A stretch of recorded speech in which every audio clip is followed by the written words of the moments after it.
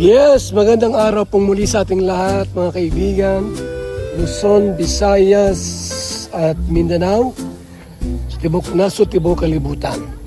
Ngayon po gusto ko pong muling ipakita sa inyo ang labas lang, ha? Labas lang po ng bahay ni Papa Jomar. Ito. Oops. Wow, dami.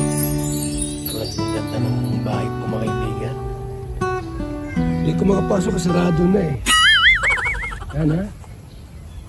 Sarado na po, di ako makapasok. Abangan niyo po mga kaibigan ang house blessing nito. Malapit na po. Bahay ni Papa Jomar. Alam niyo ba si Papa Jomar po ay taga-Naga? Taga-Camarines Sur. Unahan pa ata ng Naga, ano? Ngayon, nung nagkalingap si Papa Jomar po, yun na. May bahay na po sa Dait, Camarines Norte. Yun ang maganda rito. Ha? Dati po, nasa Kamsur lang siya. Nag-aahinti lang po siya ng mga kotse. Sa Suzuki, naroon siya. Doon na-meet namin yun. Si Jomar. Nung siya po'y kinuha ni Kalinga Purab at sinama sa K-Boys, gumandang buhay ni Jomar, mga kaibigan. At syempre nagka-love team. So si Jomar po ay nasa 30 plus na po siya at still single. Napakaswerte po ng babaeng mapapangasawa ni Jomar, mga kaibigan. Napakapalad po. Kung si Carla man ang babaeng nasa puso't buhay niya or magkatuluyan, ika nga. Kasi alam nyo ba na walang makakatiyak eh. Minsan nga po, di ba may mga kwento? Kakasal na lang, nawawala pa. Totoo yan. Bukas ang kasal, nawawala pa. Totoo yan mga kaibigan. Only God knows. Ang Diyos lang po ang nakakaalam kung sino po ang ibibigay niya sa atin, mga kalingap. Kung si Carla man, di, salamat sa Panginoong Diyos. Mas maganda at mas mabuti at mas mainam. At kung sakali man po na hindi si Carla, wala tayong magagawa po mga kaibigan. Ang Diyos lang po ang tangi natin.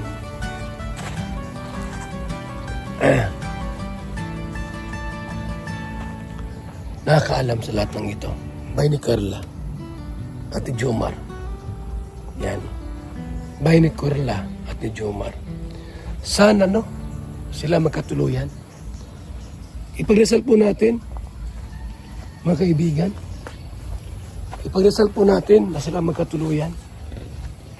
Ha? Ipagdasal po natin. Hindi nyo ba alam na maraming naninira sa kanila? Ang dami mga reaktor na tinitira sila. Sinisiraan sila. Kasuhan po namin kayo. Sa mga paninira at pilit nyong sirain ang kanilang pagmamahalan.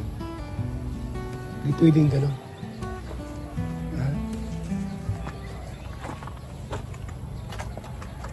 Sarado. Sarado po yung kanyang bintana. Para makakapasok. Para makakapasok. Tignan mo yung loob. Yung loob po, tignan nyo, silipin nyo. Diba? Di pa tapos. Di pa tapos. Ang dami pang gagawin dito mga kaibigan. Malapit ang tag-ulan pero hindi ito binabaha rito. Hindi ito binabaha rito. Kahit tag-ulan po, maputik dito pero walang baha. Walang baha rito mga kalingap. Kahit maputik dito.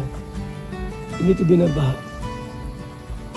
So, salamat po sa mga nagsuporta po kay Jomar sa Jumcar, kay Carla. Thank you so much. Sa inyo pong walang sawang support.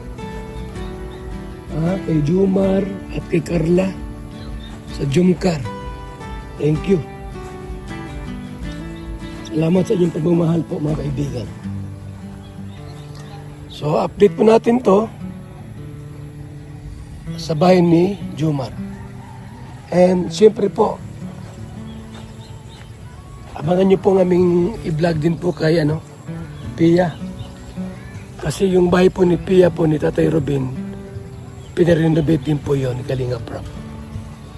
Abangan nyo po yung mga kaibigan. At para makita nyo po yung mga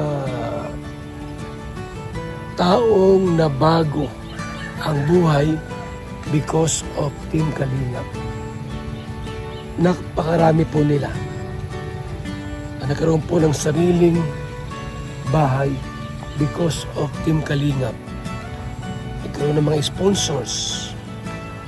Nagkaroon ng mga, mga pagtulong. Nagkaroon ng revenue. Tapos may mga nabiling lote, nabiling bahay. Sasakyan. Ang dami na po. Sa Kalingap po ang ganon. Gumanda ang buhay po nila, mga kaibigan. So itong update natin. Salamat po sa inyong lahat. Abangan nyo po yung ribbon cutting nito. House blessing pala. House blessing, abangan nyo po. Magandang bahay po, walang multo yan. Multo is no trespassing sa bahay na ito. Walang mga multo rito. Wala po. Walang mga pwedeng mga demonyo at demonyeta sa lugar na ito. Walang mga wakwak. Wala. Kasi anak ng Diyos yan eh. So, salamat po sa inyong lahat sa mga nag-pledge sa landing pads. Hindi ko na kayo maisa-isa mga pledgers sa landing pads. Tumulong kay Mr. 20 Boy sa asawa niya po. Maraming salamat. Sa ating pong pabigas at yung program ngayong August 1, meron tayo po San Vicente, Barangay Kabanbanan. Yan ang target area po natin, mga kaibigan.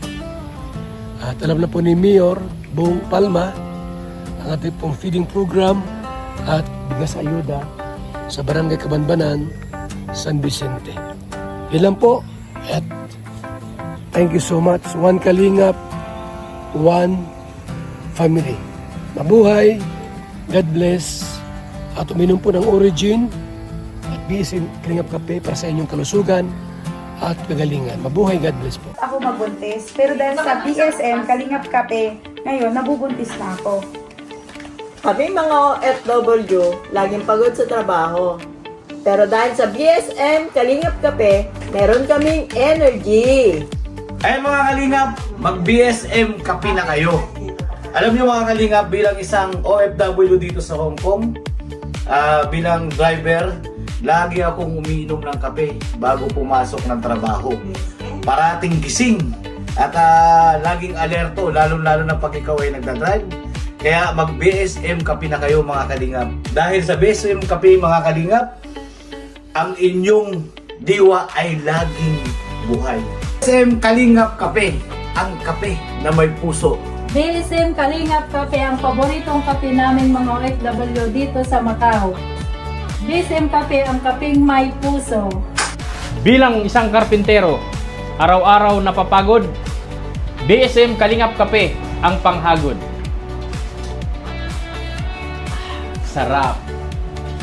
BSM Kalingap Kape, ang kaping may puso. Dito na kayo mga kaibigan, mga kalingap. At sigurado, gaganda at sasarap ang tulog at ang gising ninyo. BSM Kalingap Kape, napakasarap, nagpapagaling sa mga taong may sakit. Ito ang palatuntunang tunay na lingkod bayan. Ang programang tututo sa kapakanan ng mga mamamayang kapos sa kapalaran. Si Kuya Val Santos Matubang, ang inyong katuwang. Si Kuya Val, kasangga sa kahirapan, kaagapay sa kalusugan, kakampi ng mga inaapi, sa mga taong nawawala na ng pag-asa sa buhay, sa mga batang biktima ng kahirapan, sa mga matatandang napapabayaan. Si Kuya Val, ang inyong sandigan.